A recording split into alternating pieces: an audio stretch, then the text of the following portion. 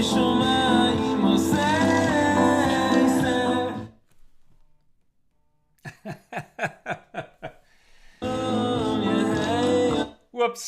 Okay, so that song is called Le'olam, the world, from Zusha's album Open the Gates.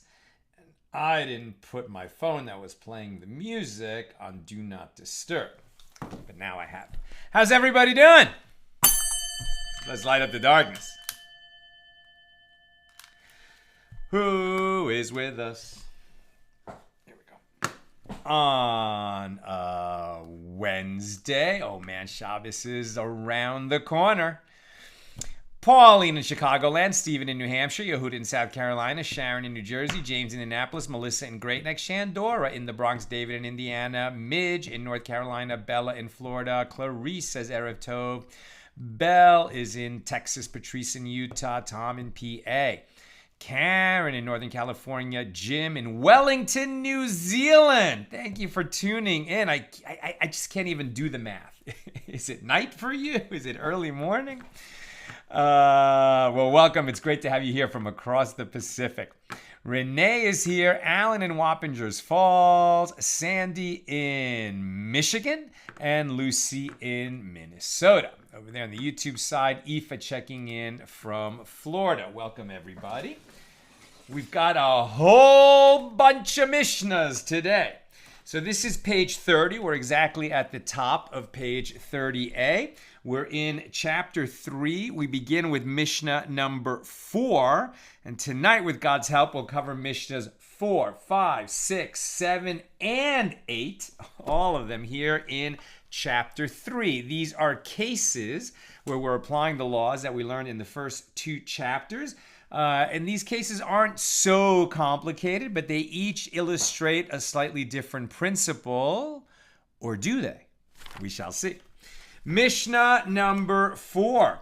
In the case of 3 brothers, let's get ready to sketch this out. In the case of 3 brothers, 2 of whom were married to 2 sisters, 1 married to an unrelated woman. So, Reuven, Shimon, Levi. Reuven and Shimon are married to sisters, Miriam and Dinah. Levi is married to a woman who is not a sister of any of the other women. She's just kind of on her own. Miriam, Dinah, and shall we call her... we'll call her Rivki. Okay. Rivki. Okay, so we have Reuven and Shimon are brothers. Miriam and Dinah are sisters. Okay. And they're all brothers. But Levi is married to an unrelated woman, Rivki. Okay, what happens? So the one who was married, and the third one married to an unrelated woman. And then the following happens. The husband of one of the sisters died childless. Okay, so Reuven's going to die. And the brother who was married to the unrelated woman married this Yevama. In other words, Levi is going to perform Yibum with Miriam, right? So Miriam obviously cannot marry Shimon because Shimon is already married to Miriam's sister Dinah. So what do they do instead? Miriam comes along and marries Levi. They perform Yibum, and now Levi has 2 wives, Miriam and Rivki. Okay? So then what happens? So Levi performs this Yibum with Miriam. I performed levirate marriage with the deceased brother's wife, and then he later died himself, also childless. Okay, so now Levi dies. So at this point, when Levi dies, he's got 2 wives, Miriam and Rivki. What's going to happen? We've seen this often enough. Miriam cannot come before Shimon as his Yevama because Shimon is already married to Miriam's sister. That means there is no Yibum for her, and Rivki, as the co-wife of a prohibited relative to Shimon, since he's already married to Dinah, Rivki is just going to be exempt, right? So as a co-wife. Miriam is exempt because she can't marry Shimon since he's already married to her sister, And Rivki is going to be exempt because she's the co-wife of a woman who is prohibited to Shimon. Right? Let's see what happens. So the first woman is dismissed due to the prohibition prescribing the sister of one's wife. Miriam can't marry Shimon because he's already married to her sister. Very good. Now, following the first Yibum, this second woman became the rival wife of the sister. Rivki became the rival wife of Miriam. Very good. Remaining brother. The first woman is dismissed due to the prohibition prescribing the sister of one's wife, as she is the sister of his brother's wife. And the second woman is dismissed due to her status as the first woman's rival wife. Following the levirate marriage, this second woman became the rival wife of Miriam and is therefore exempt from Yibum as well. If, however, now we alter the case, if, however, the brother married to the unrelated woman performed only levirate betrothal, so instead of performing Yibum with Miriam, he betrothed her. It was a mistake, right? As we've seen over and over again, levirate betrothal, it just complicates things, and it was totally unnecessary. Okay, but that's what he did. He didn't perform chalitza with Miriam, which was an option, and he didn't perform Yibum with her. Instead, he said, I'm going to marry you. And so here, let's be betrothed, right? Now he has, before he does anything with her, she stands before him for Yibum. So they have a levirate bond. When he turns the bond into this betrothal, does he strengthen the bond or weaken the bond, right? So we've seen that question kind of over and over again. But now they're saying, okay, he betrothed her. Now, if he ever wants to part company with her, he's going to have to give her a get, a bill of divorce, and perform chalitza because he didn't perform Yibum. We've learned that already. But what happens here? What's the nuance they're addressing? If, however, the brother who was married to Rivki performed only levirate betrothal with Miriam, but had not yet consummated the levirate marriage with Miriam, and then he died, so then the unrelated woman, Rivki, whose halachic status with regard to Yibum is similar to that of a sister's rival wife, must perform chalitza and may not enter into levirate marriage. Right? So the result is, because they didn't get married, if they'd been fully married, then Miriam is dismissed from Yibum after Levi dies, and Rivki is dismissed from Yibum after Levi dies. But because they did this levirate betrothal instead, now Rivki is somewhat attached to Shimon in some way. She's the co-wife of Miriam, who is certainly prohibited to Shimon, because she is Dinah's sister. But because she's not fully Levi's wife and she stands before Shimon with this pseudo status, the result is they're going to say, well, Rivki can't marry Shimon because she's the co-wife of a woman, or she's rendered the co-wife because of that betrothal. But because the betrothal doesn't have the full status of marriage, Rivki's not merely dismissed, but neither can she perform Yibum, so she must perform chalitza with Shimon, as opposed to when they were fully married, both Miriam and Rivki were dismissed. No Yibum or chalitza possible. That's the Mishnah. Now the Gemara. The Gemara deduces the following law from the second clause of this Mishnah, right? When they said betrothal instead of marriage. The reason that the Mishnah requires chalitza is specifically because he, Levi, the brother who was married to the unrelated woman, meaning Rivki, the brother who was married to the unrelated woman, performed levirate betrothal with Miriam. Consequently, had he not performed levirate betrothal with her, Rivki would be permitted to enter into Yibum as well. This is true despite the fact that the levirate bond could potentially render her the rival wife of his wife's sister. Rav Nachman said, that is to say, the levirate bond is not substantial. The woman requiring levirate marriage is not considered married to the Yavam. And this is true even if the levirate bond was with a single brother, as this widowed sister happened for levirate marriage only before the brother who was married to the unrelated woman. Her levirate bond was with him alone. So interesting, they're saying that a nuance of this, right, had he not performed this levirate betrothal, nor yibum, right? So if they were just to have the bond, the obligation to do yibum or chalitza, but hadn't done anything yet, then in that case, Rivki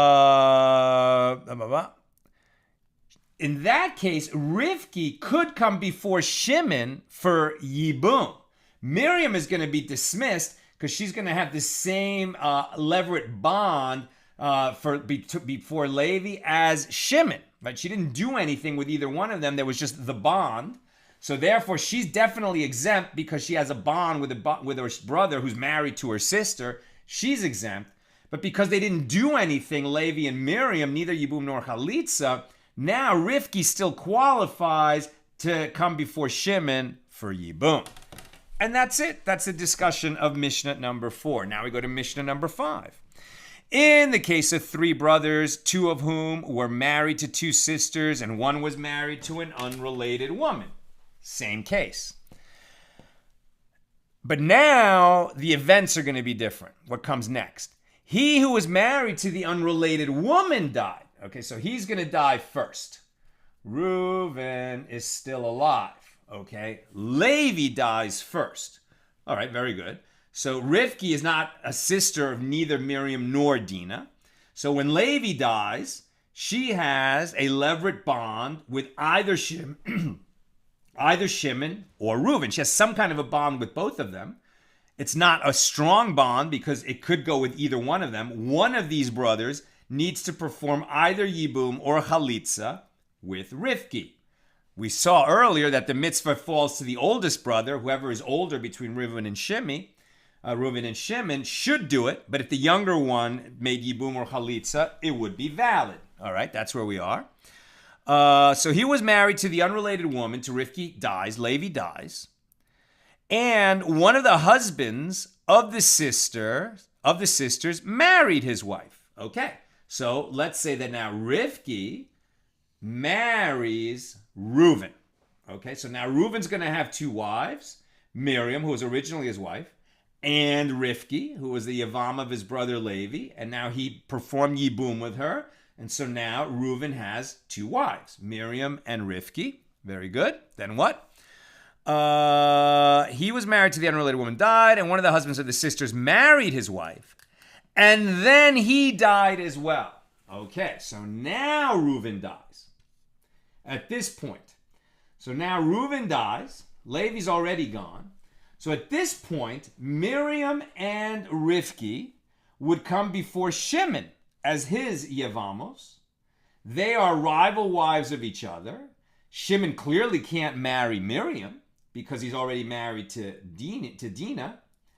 And Rivki is going to be exempt from Yibum and Chalitza as well. Why? Because she's the co-wife of a woman who is prohibited to Shimon by the prohibition of you can't marry a woman and her sister.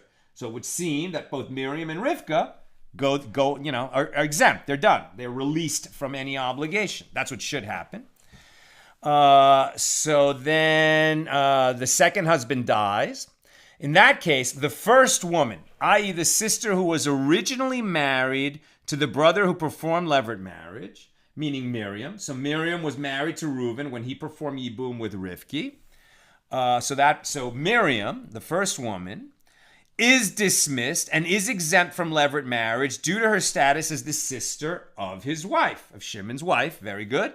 And the second woman, i.e. the unrelated woman who entered into Yibum, that's Rivki, she is dismissed as the co-wife of Miriam, who is prohibited to marry Shimon because he's already married to Miriam's sister, Dinah. Very good. We understood it properly.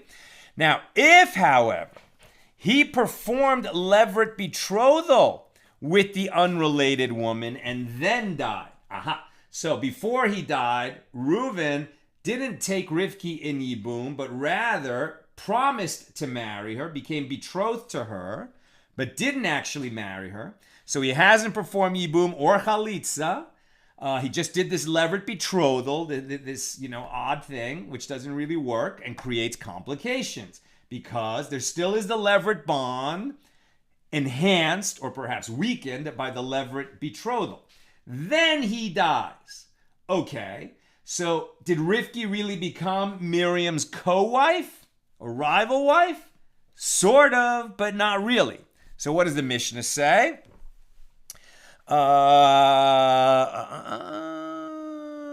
So if he performed levirate betrothal with Rivki and then he died, well then Rivki must perform chalitza with Shimon and may not enter into yibum with him, as levirate betrothal renders her status with regard to yibum as similar to the rival wife of a wife's sisters, right? So this betrothal is going to be enough so that Rivki can't perform yibum with Shimon, but neither is she dismissed, since it wasn't a full-fledged marriage to Reuven and be a full-fledged co-wife to Miriam.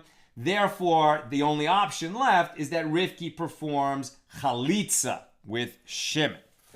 Now, the Gemara asks, why do I need this Mishnah? It would seem that the principle we've just learned in Mishnah number 5 is the same as the principle we learned in Mishnah number 4. This principle is identical to the principle behind the ruling in the previous Mishnah. And therefore, this ruling can easily be deduced from the previous ruling. So why was it included in the Mishnah? Now, just as there, when his wife's sister became rival wife of the unrelated woman who was already the brother's wife, you say that the unrelated woman, Rivki, is forbidden despite the fact that the forbidden relative joined later. Well, then here, where the unrelated woman became the rival wife of his wife's sister afterward, is it not all the more so clear that she is exempt as a rival wife? And the Gemara answers, yes, the logic of that is impeccable. The Mishnah was unnecessary. But this is how the duplication occurred. The Tana who taught this Mishnah, the rabbi of the Mishnah who taught this principle, at first taught it, and with regard to that previous case, saw it fitting to render her permitted. And he permitted her to the brother, for he held that if the forbidden relative joined the man's household later, then she would not render the first wife prohibited as the rival wife of a forbidden relative. And then the Tana subsequently retracted, and he saw it fitting to render the woman forbidden, as we've concluded. So he decided that this woman should be considered the rival wife of a forbidden relative as well, and therefore rendered her forbidden to the brother. And since that case was novel, it was beloved to him, and he taught it earlier. In truth, it would have now been possible to eliminate the second Mishnah, right, the second one that we've just studied, for there was no longer any novelty in it. Its ruling could be derived by a Kal V'chomer argument that since we rendered her prohibited in Mishnah number 4, obviously we're going to render her prohibited in Mishnah number 5. However, now that the Mishnah was already there in number 4, we do not remove a Mishnah from its place. Since this version of the Mishnah had already been fixed, it was deemed inappropriate to remove it from the Mishnah, from the edited compilation of all the Mishnayos, known as the Mishnah capital M, and to remove it completely. And so it remained in place despite the fact that it was no longer necessary. Very interesting, right? So here we're not really learning a new law. What the Gemara is commenting on is how, even the law can change over time as rulings are adjusted or illuminated, but we don't just rewrite history. We learn from it, we leave the Mishnah in its place, and we understand that while that ruling may not be necessary, its position both in the list of Mishnahs and in our history as a people, as a Torah, following and God-fearing people, that ruling has a place in our history. Very interesting. Okay, and that concludes our discussion of Mishnah number 5. Now we go to Mishnah number 6. In the case of 3 brothers, 2 of whom were married to 2 sisters, and 1 was married to an unrelated woman, the following occurred. So the same setup again. Let's set it up. Not make any lines yet.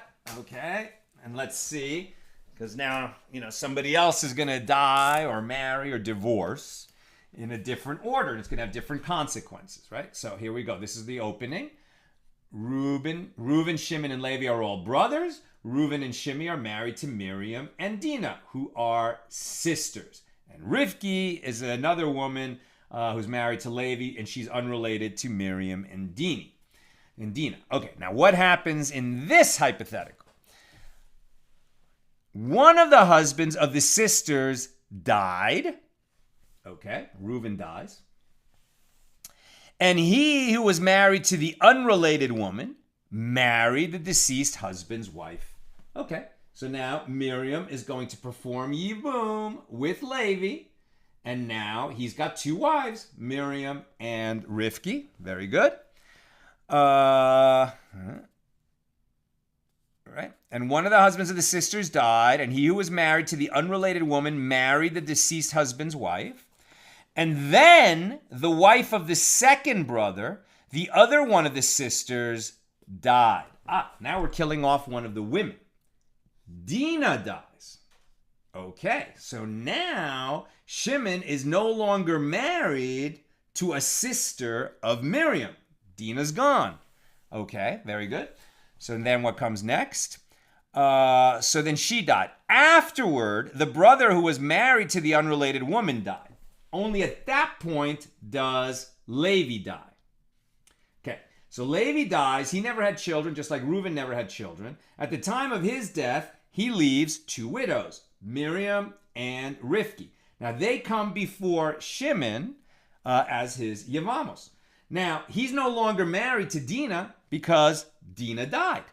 So one outcome of this, we might think, would be, okay, well, now he has a choice. He can either marry Miriam or marry Rivki. If he marries either one of them, the other wife is released from any obligation. He could also perform chalitza with one of these wives, and then she's released, and the other one is released as the co-wife of a chalutza, and everybody goes their separate ways.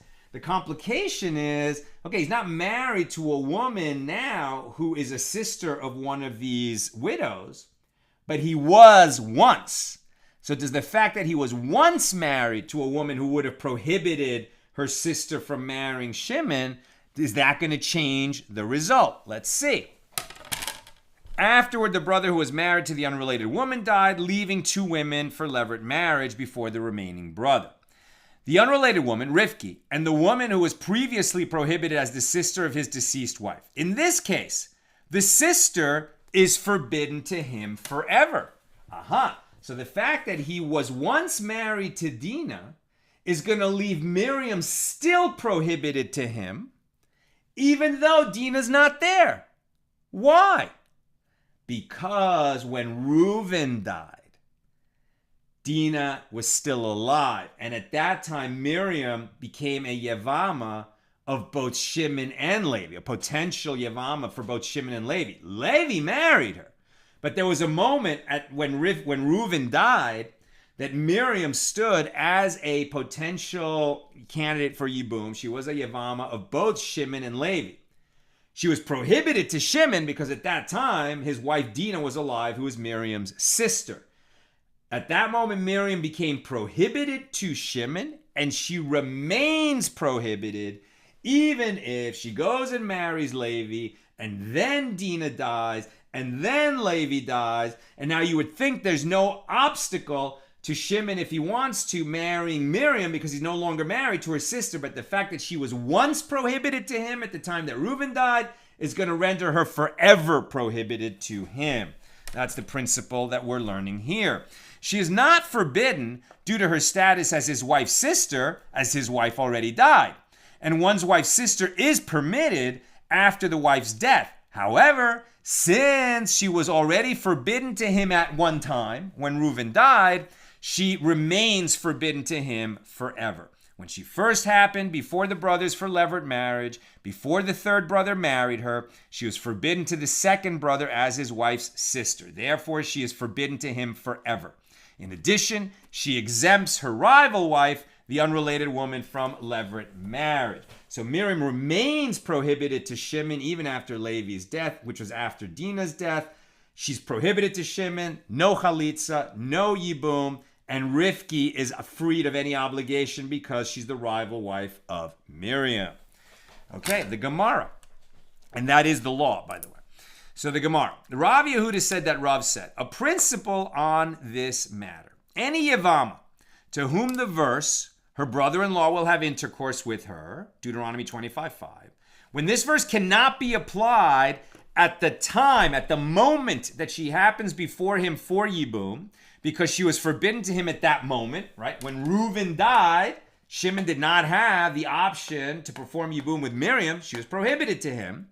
And because of that, she's going to remain prohibited to him. Right? So any woman for whom that principle cannot apply, that he could perform Yibum with her, because she was forbidden to him at that moment, is then forever considered to be like the wife of a brother with whom she has children, and she is forbidden to him.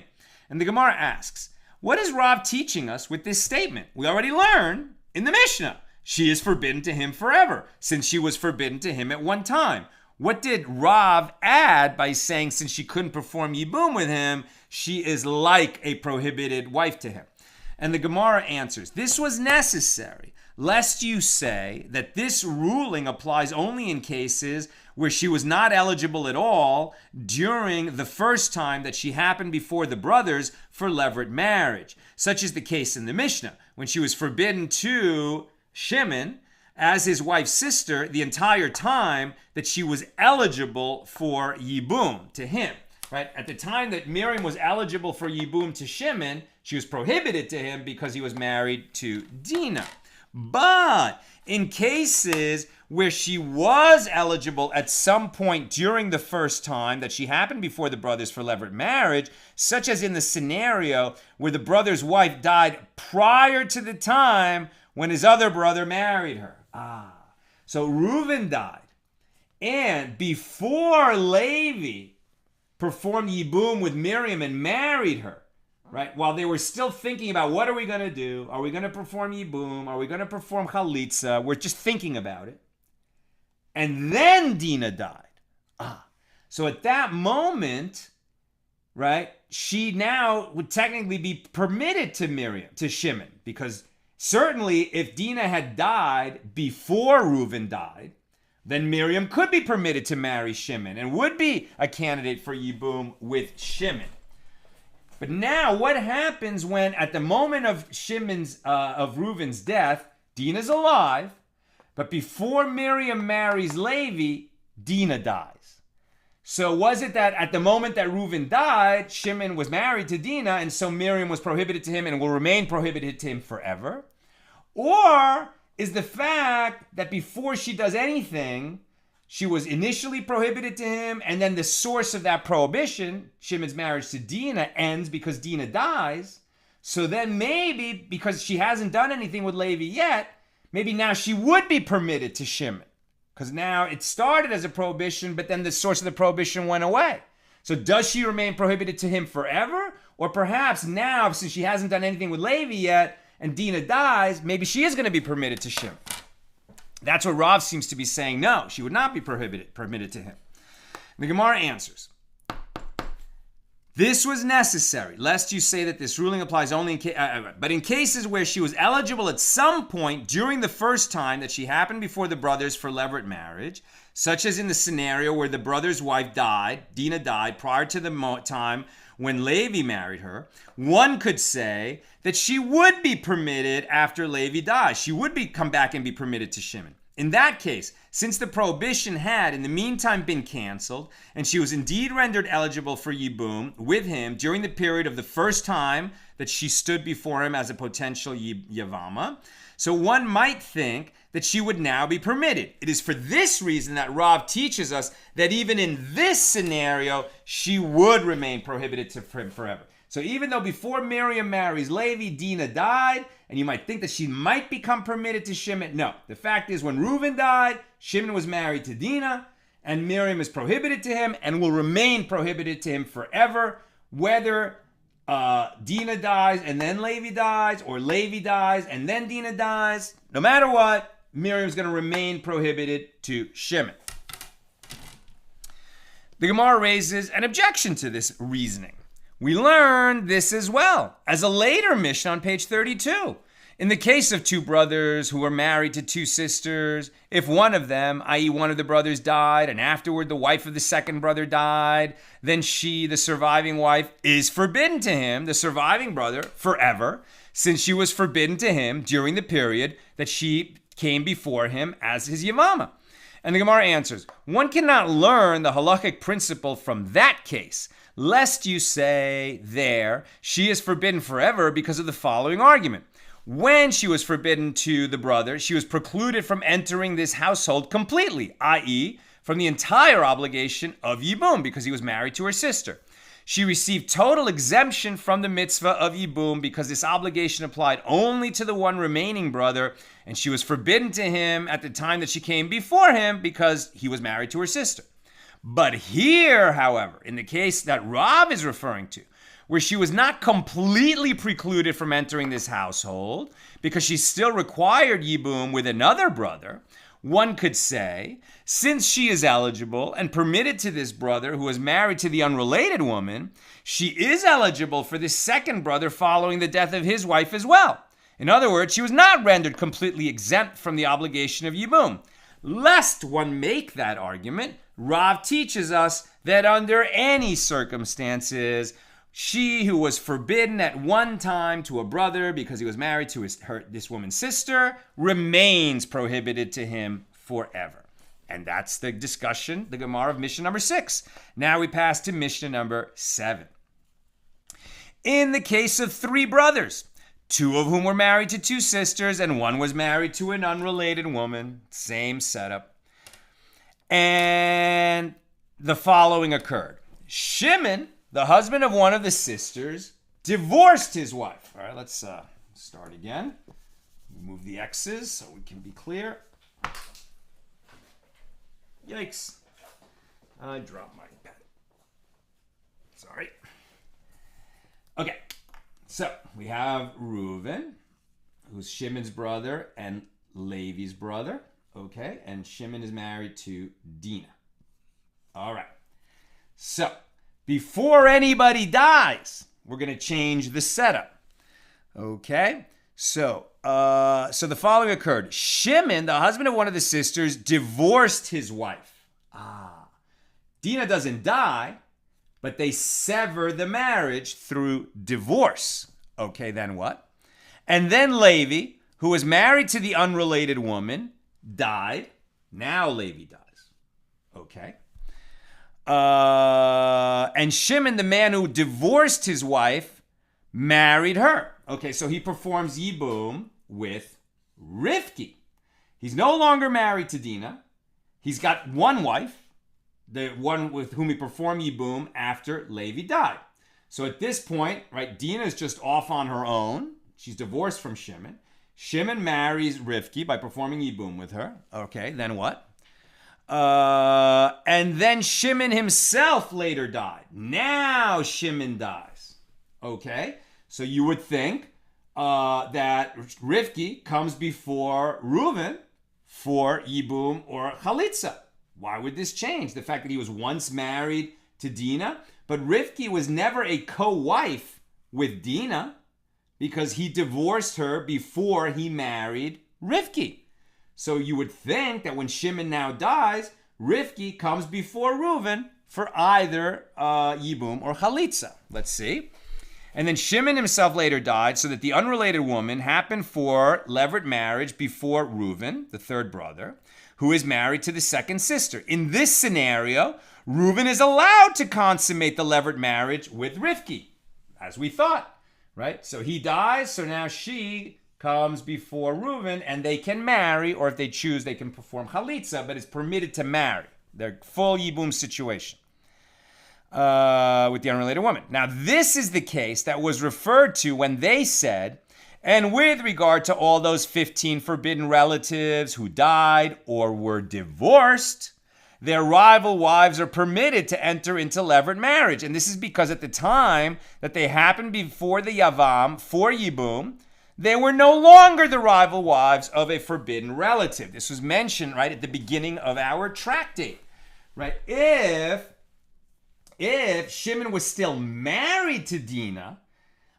when he married Rivki, then you could ask, well, what happens if he divorced Dinah after he married Rivki? So they were co-wives for a time, but then he divorced her and then he died. So at the time that he died, he only has one wife. Okay, but at a certain point, she was the co-wife of a woman who is prohibited to Reuben because she's the sister of Miriam. That's a different question. But since he divorced her before he married Rivki, they were never co-wives, so she's fully permitted to marry Reuben. The Gemara. The Gemara deduces from here that the reason for this law is specifically that Shimon divorced his wife, and after that Levi died and Shimon married Rivki.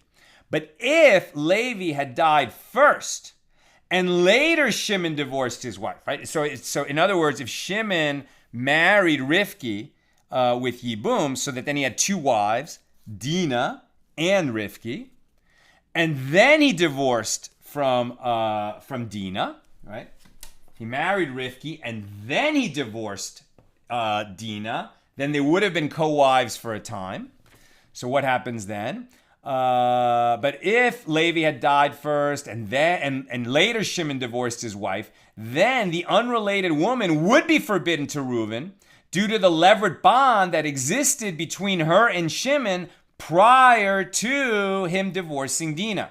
And she would be considered the rival wife of the divorced woman, who is the sister of Reuben's wife. Rav Ashi said, that is to say, the levirate bond is substantial even with two brothers. Right, so but you get this result even if Shimon didn't perform Yibum. But simply Levi died, Rivki was before Shimon to either perform Yibum or Chalitza. He didn't do either one yet. He was thinking about it. He divorced Dinah, and then he died. Now, because there was a moment where he had a bond with Rivki, a levirate bond, an obligation to perform Yibum. He hadn't done it yet, but he had that obligation. And he was married to Dinah before he divorced her, so then Rivki would be the co-wife through levirate bond of Dinah, who is prohibited to Reuben as the sister of his present wife. So even if Shimon divorced her and then died, there was a moment when Rivka was, through the levirate bond, a co-wife of Dinah. Dinah's prohibited to marry Reuben even if Shimon divorced her before he died. And Rivka then ends up prohibited to Reuben. She is dismissed and free to go her own way with neither Yibum nor Chalitza. Now the Gemara asks, and according to Rav Ashi, that which Rav Nachman said is difficult, as Rav Nachman deduced from the earlier Mishnah that the levirate bond, the obligation to perform Yibum, is not a substantial bond, even in the case of a single brother. And the Gemara answers, Rav Ashi could have said to you, Rav Nachman's deduction in the first Mishnah was not logically necessary. With regard to that Mishnah, one could have said that when the Mishnah requires chalitza in the case of levirate betrothal, the same is true even in the case where he who was married to the unrelated woman, to Rivki, did not perform levirate betrothal with her. In that case as well, the unrelated woman, right, Rivki, must perform chalitza and may not enter into Yibum since she was the rival wife of this man's wife's sister by that levirate bond. And the reason that it teaches the ruling in the case of levirate betrothal was not in order to inform us that she was forbidden due to levirate betrothal, but rather to exclude the statement of Beis Shammai, who say that through the act of levirate betrothal, one acquires the Yevama as a full-fledged wife. According to that opinion, the unrelated woman, Rivki, does not require chalitza since she is considered to be a rival wife of a forbidden relative. According to Beis Shammai, if you're the rival wife of a prohibited relative, the prohibited relative goes her own way, no Yibum or Chalitza needed, but the co-wife can perform Yibum with her Yavam. Now that's according to Beis Shammai. Beis Hillel say no. The Gemara raises a question from the opposite perspective, and we're on 30b now. And according to Rav Nachman, who deduced from the earlier Mishnah that the levirate bond is not substantial, the deduction of Rav Ashi that the levirate bond is substantial would be difficult. And if you would try to resolve this in a similar manner and say, with regard to the ruling in our present Mishnah, which states that the sister's rival wife, i.e. Rivki, is permitted, the same is true even if Levi had died and afterward the brother married to the other sister divorced his wife. If Shimon divorced his wife after Levi died, then there is a difficulty. If that is the case, then what does the phrase "this is" cited at the end of the Mishnah come to exclude? If we follow this explanation, then the same ruling would hold true in all cases.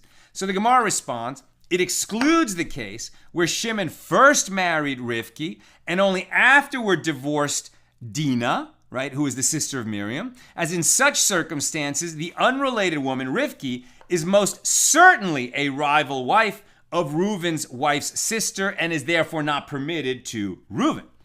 And the Gemara states, this works out well if he holds in accordance with the opinion of Rabbi Yirmiyah, who said, with regard to a seeming contradiction between this Mishnah and the Mishnah on page 13, the Mishnayos are disjointed, and he who taught this Mishnah did not teach that Mishnah. The earlier Mishnah established the principle that if a man was married to two women, one of whom was a forbidden relative, and he divorced the forbidden relative before he died, well, then the rival wife is no longer prohibited to his brothers.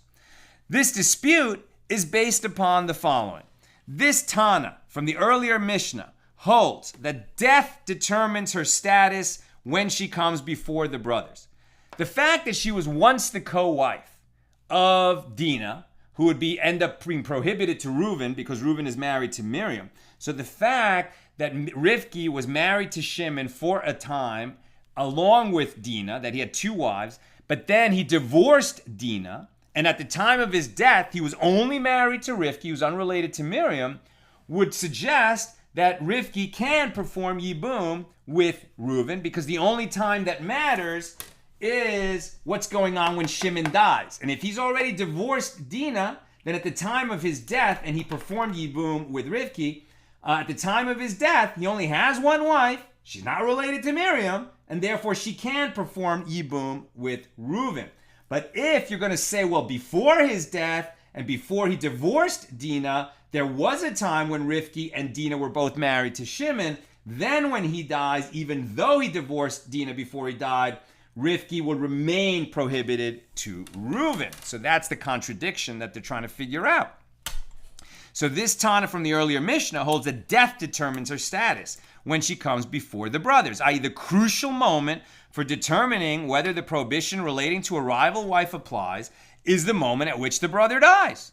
In other words, whether the Yavam is permitted to the remaining Yavam is determined by the status of the Yavama at that given moment when her husband dies. Therefore, in the case where he had married a forbidden relative and later divorced her, the rival wife would be permitted. But this Tana, the rabbi of our present Mishnah, holds that the original marriage determines her status when she happens before the brothers. If at the time the woman was married to the deceased brother, she was forbidden as a close relative, and her rival wife was likewise prohibited as the rival wife of a forbidden relative, then even though the status of the relative had changed at the time of the death of the brother because he divorced her, still both she and her rival wife remain forbidden. According to this opinion, it is indeed possible to state that the phrase "this is" comes to exclude the case where he married one woman and ultimately divorced the other. According to this Mishnah, in that case, the rival wives would be prohibited. However, if he holds in accordance with the opinion of Rava, who said, actually, understand this to be the opinion of a single Tana, and he teaches the Mishnah employing the style of this, and it is unnecessary to say that, still a difficulty remains. According to Rava, both Mishnayos maintain the position that in the case where the Yavam married one woman and ultimately divorced the other, the rival wife would be permitted. If that is the case, what does the phrase "this is" come to exclude?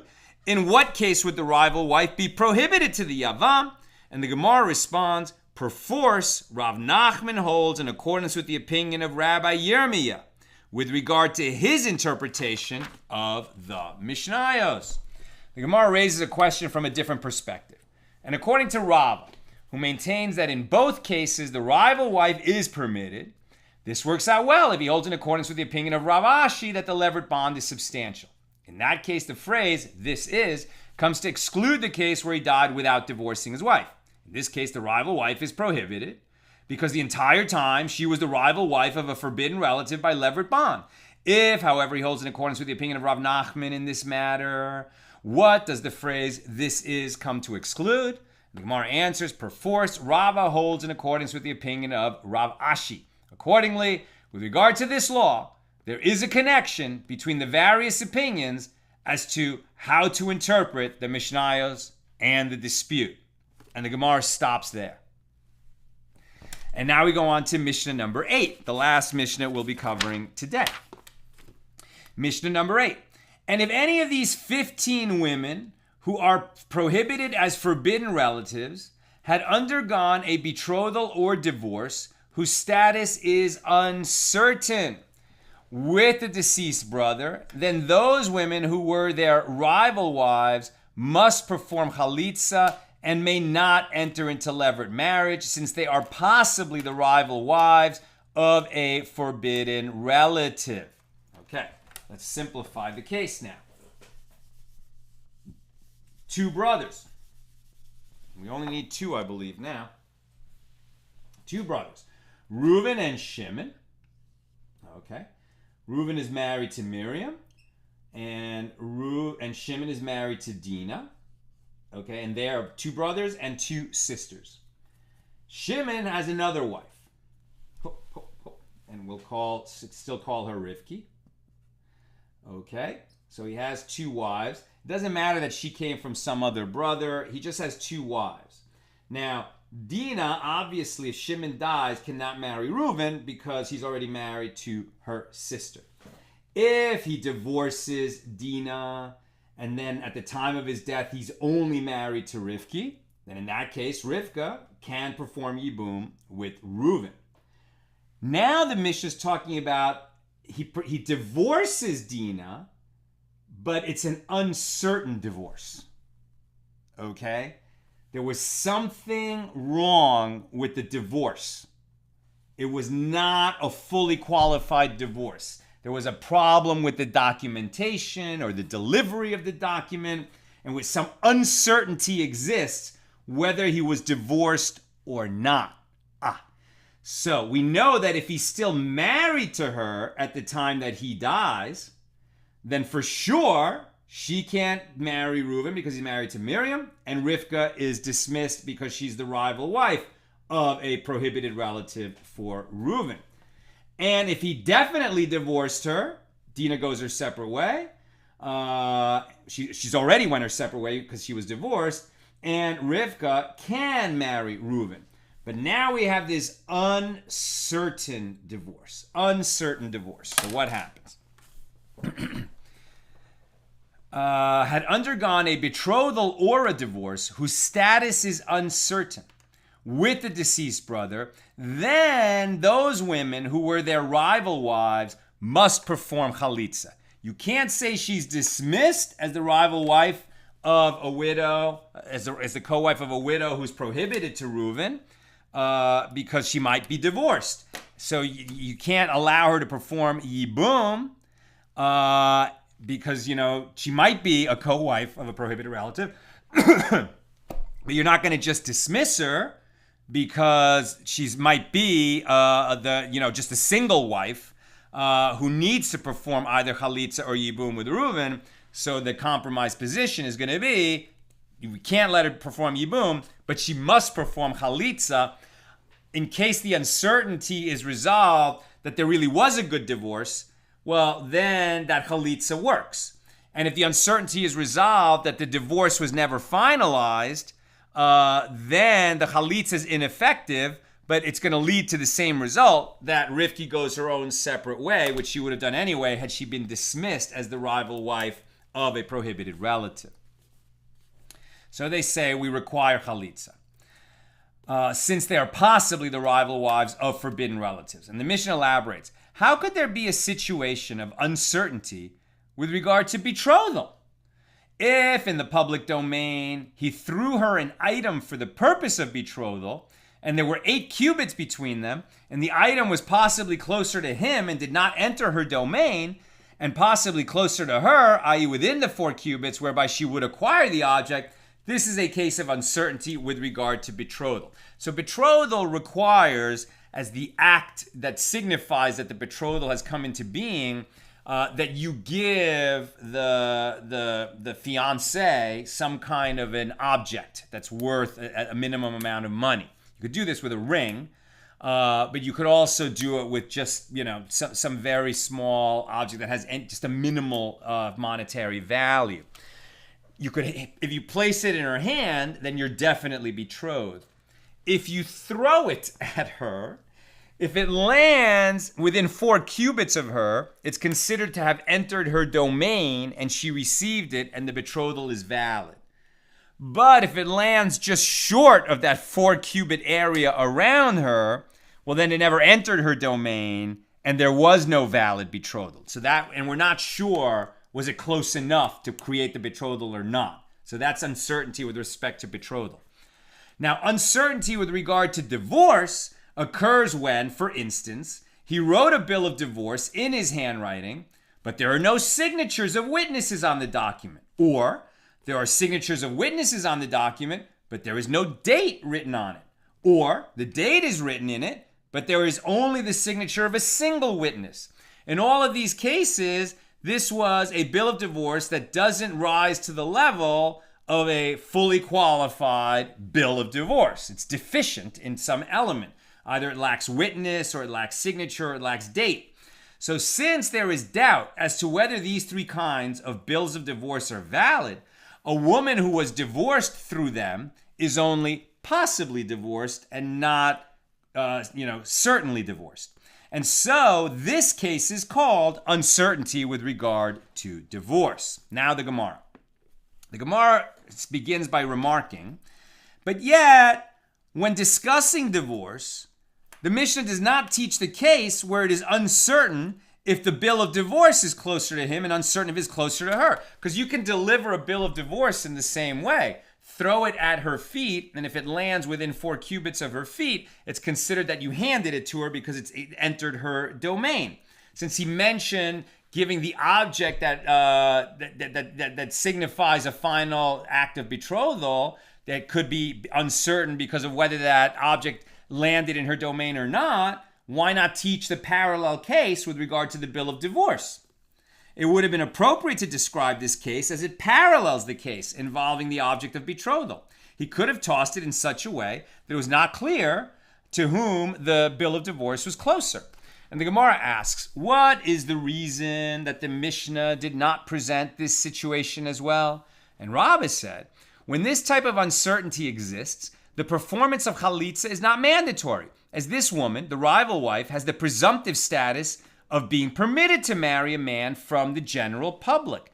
At the time of her marriage, she was rendered a rival wife of a forbidden relative. And due to an uncertainty alone, would you render her forbidden to the general public until she performs chalitza, simply because it is unclear to us whether or not her rival wife, who's the forbidden relative, had indeed been divorced or not? Do not render her forbidden due to an uncertainty. This is not, however, the case with the various bills of divorce mentioned in the Mishnah, for they are all certainly considered effective bills of divorce, even if the circumstances involved raise some questions or doubts. That's interesting. You would think that since they're deficient as bills of divorce, how could you say that they certainly render the woman divorced? And there's just uncertainty about when she was divorced or how she was divorced, but she is divorced. That's what they're saying. Abaye said to him, if that is so, let us say in the case of betrothal as well, that this woman, the rival wife, has the presumptive status of being permitted to the Yavam before he betrothed the forbidden relative, and due to the uncertainty whether she is the rival wife of a forbidden relative, would you come and render her forbidden to the whole public until she performs chalitza? Do not render her forbidden due to an uncertainty. Consequently, you should permit her to enter into Yibum. And the Gemara explains, there, with regard to betrothal, the law follows the stringent ruling, because the rival wife is certainly his wife and requires levirate marriage. as there is uncertainty with regard to the betrothal with the forbidden relative, the ruling is stringent. She may not enter into Yibum and must perform chalitza. The Gemara objects, yet, and I'm almost done, so if you have questions or comments, get them in. Yet this is a stringency that might bring about a leniency, right? Unintended consequences in a different scenario. How so? Sometimes that same man who betrothed the forbidden relative might go and betroth her sister with a betrothal whose status is certain. So if one says that due to a stringency, the rival wife may not enter into Yibum due to her possible status as the rival wife of a forbidden relative, people might come to assume that the betrothal with the forbidden relative was a valid betrothal, and that the subsequent betrothal with her sister was not valid, not because there was uncertainty, but because she's his wife's sister. And this would be assumed because they would not know that the status of the first betrothal was itself uncertain, and that only due to a stringent ruling is the rival wife not allowed to enter into levirate marriage. In fact, the status of the betrothal with the sister of the forbidden relative is also uncertain. As a result of this ruling, however, people might be led to think that a man's wife, i.e. the sister of the forbidden relative, is in fact permitted. So what are we going to do about that? Tune in tomorrow. All right, let's see if we've got questions on today.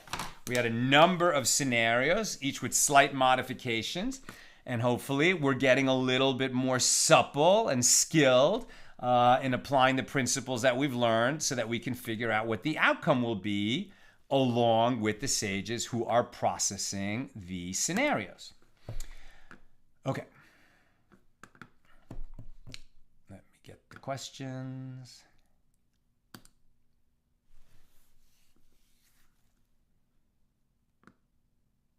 What's going on? Oh, here we go. The questions on Yevamos 30. Here we go. Bell Plumber. I do have a question. In the case that marriage is not completed between the widow and the surviving brother, who then takes care of her? What I am thinking is that in those times, in a patriarchal society, the plight of an unsupported woman might be dire.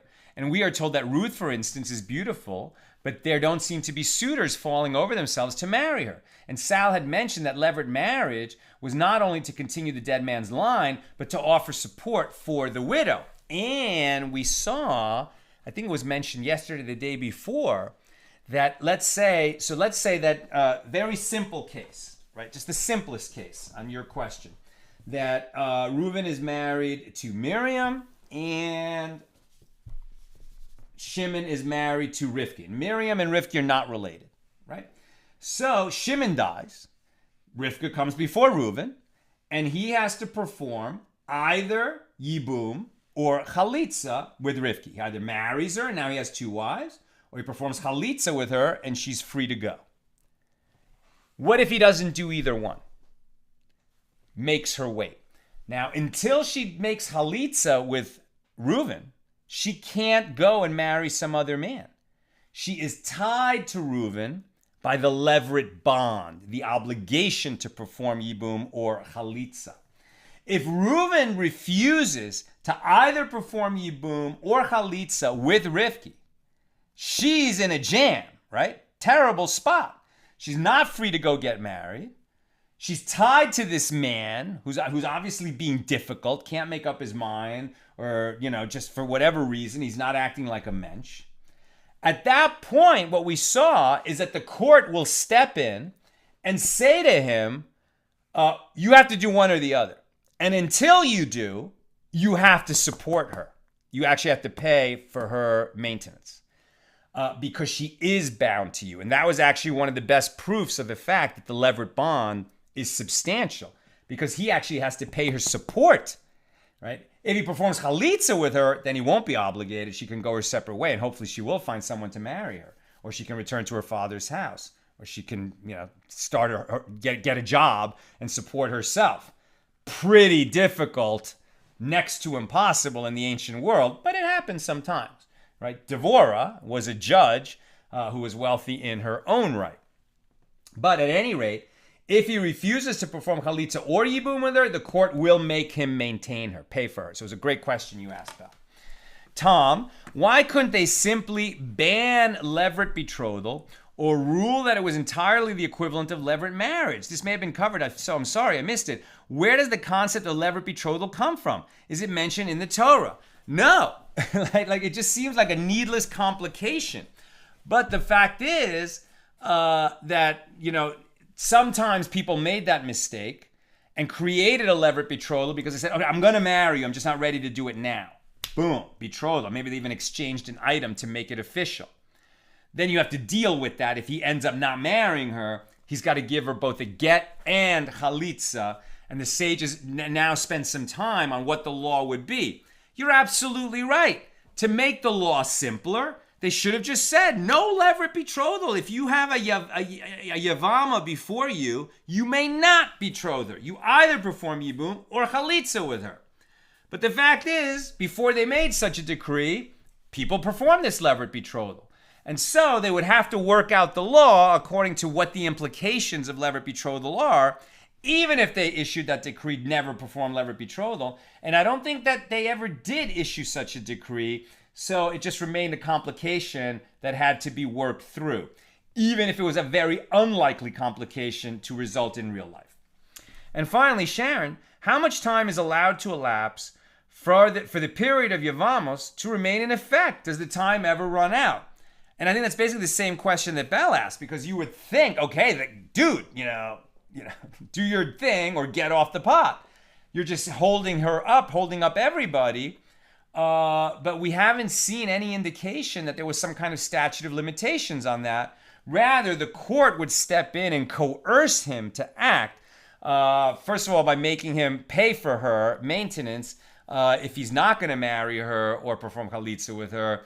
And maybe in other cases, they would just coerce him with other means to force him to do that. But we haven't seen some kind of natural time limit on it. At least we haven't seen it yet.